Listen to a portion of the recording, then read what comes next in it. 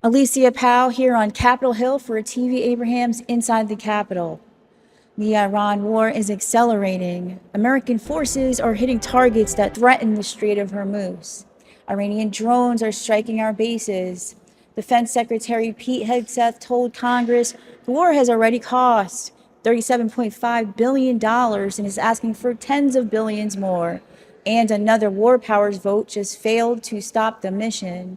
This week, I went to Democrats and Republicans with the questions Americans are asking. What exact threat does a nuclear Iran pose to the U.S. when its missiles cannot reach our shores? And with China stealing our technology and eyeing Taiwan, why does Iran remain the priority? What specific threat does a nuclear Iran actually pose to the U.S. homeland when their missiles can't reach the continental United States? Nuclear material can be transported any number of ways, not just with missiles. They can be put in a boat, they can be put in a satellite, they can be put in a dirty bomb. And a nuclear Iran, I think, presents an unacceptable risk of Iran murdering hundreds of thousands of Americans. That's why President Trump has been so vigorous to prevent that from happening. What specific threat does a nuclear Iran actually pose to the U.S. homeland when their missiles can't reach continental United States? You know what I think Secretary Hegseth failed to address yesterday in his testimony was the irreconcilable difference between the statements that he made about the effects of Operation Midnight Hammer last year and the statements that the White House made about the purported imminence of the threat earlier this year. That's something that I raised with Director Gabbard of the Intelligence Committee when she last testified, and it gets directly to the question that you've asked. Or do I, what their missile technology is. I think they have the technology now, and if not are close to it, to be able to reach Europe, to be able to reach Turkey. And with time, if we don't stop them, I think they will be able to reach the United States. What is the threat to the American people? Most Americans like me, we do not want to die. I don't want to die. And they want to kill us and hurt us the entire time that we're done, because they think they're on a mission from God and we don't embrace the religion. Iran conflict, this war is so reckless and so costly. Without clear aims or ends, I think the American people are building outrage and anger. I hear from my constituents that they have simply had enough. And regardless of the vote here on any particular day, on any particular measure, the American people are building outrage that I think will overwhelm the Senate. Even if it isn't today, that outrage that's building among the American public, with rising costs, people struggling to put food on the table and buy gasoline, for what? Our servicemen and women dying. For what? And so this vote is, I think, very emotional because it is so frustrating and frightening that we are on a course without any clear end, but we know that the costs will only increase. The President's been very clear about our objectives. It's making sure that Iran does not have a nuclear weapon, that we degrade their ability to fire ballistic missiles and these kamikaze drones, make sure that they cannot continue to be the #1 state sponsor of terrorism in the world. So that sounds like we're in this for a while. But what you see is, I think our military is making incredible progress. You saw that Pete Hegseth was up testifying along with General Kane this week in front of our full appropriations committee. And the question I laid out to him is, can we get to the point where we can keep Iran bottled up and have the Strait of Hormuz open to regular traffic? And I think we're getting to that point, and that's how we keep pressure on Iran and force them to meet our requirements. But that sounds like there's strong support in our party, and from what I'm hearing from folks back home, that we believe that this can be brought to a reasonable conclusion in several weeks, along the lines of what I just described, where we keep the pressure on Iran, keep them bottled up, force them to meet our requirements, and have open traffic through the Strait of Hormuz. And the other point I would make is our allies need to join with us in this effort. We're supporting them in the effort in the war between Ukraine and Russia. We're providing that support.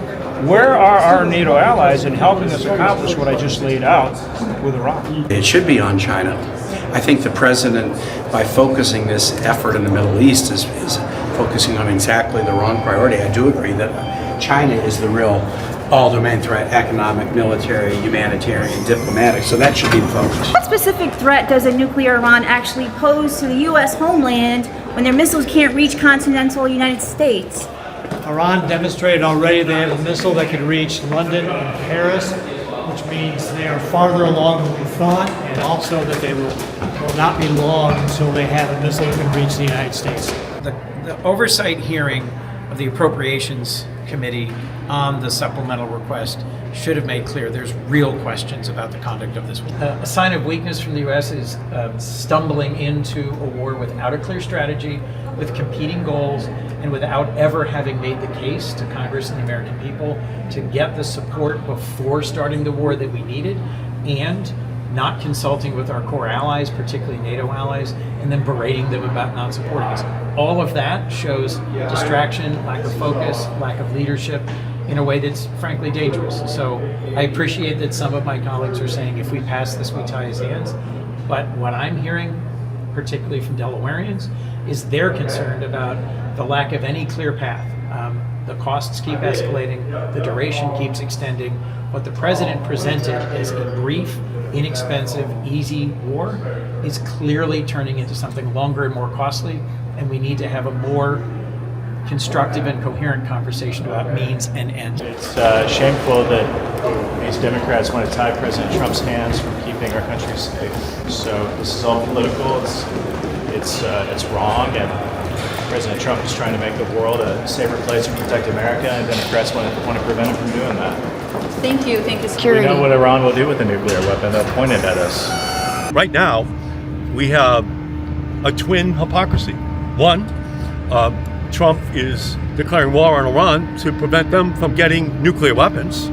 And at the same time, he's announcing he's going to provide the materials for nuclear weapons to Saudi Arabia, which is only going to further infuriate Iran and make it impossible to ever get them to give up their nuclear weapons ambitions. So this is a terrible day.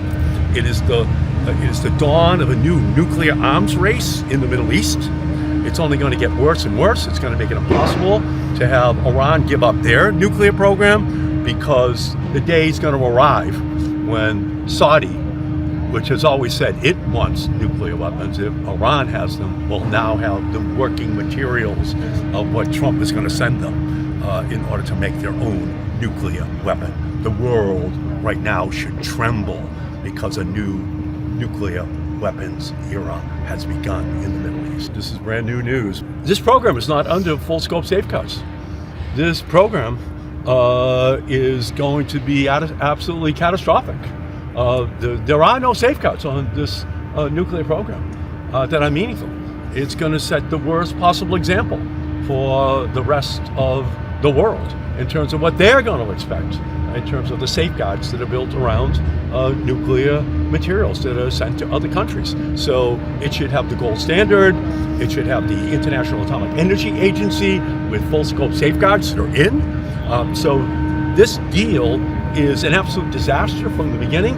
It ensures that Iran will never give up their nuclear program, and as a result, it ensures that Saudi, at some point, will then convert this nuclear material into their own nuclear weapons program, and the world will begin to tremble because of this potential apocalyptic nuclear war that could occur between these two countries. That is what we should be focusing on today. Everything else is a red herring, to distract people from the centrality of what this day represents in global history. Look, I think that in terrorists in today's world, the world has just gotten so much smaller. And a nuclear-armed Iran would be a threat to all of the world, but certainly to America as well. If they don't have the missiles today, they certainly will. They have the capacity to have those missiles be able to reach America within a matter of months. I would suppose they could develop them, but we have Americans all over the world. Look, a nuclear-armed Iran, I couldn't think of a worse thing for the world right now. And I think that China is certainly and a more immediate threat to us when it comes through economic warfare, through cybersecurity, all those types of things as well. You can't not look at national security or many issues in silos. So to me, this is all part of the evil axis that China, Iran, Russia, North Korea, they're all part of an evil axis working together against America. Republicans are clear and consistent. A nuclear Iran does not need to strike American cities to hold the free world hostage.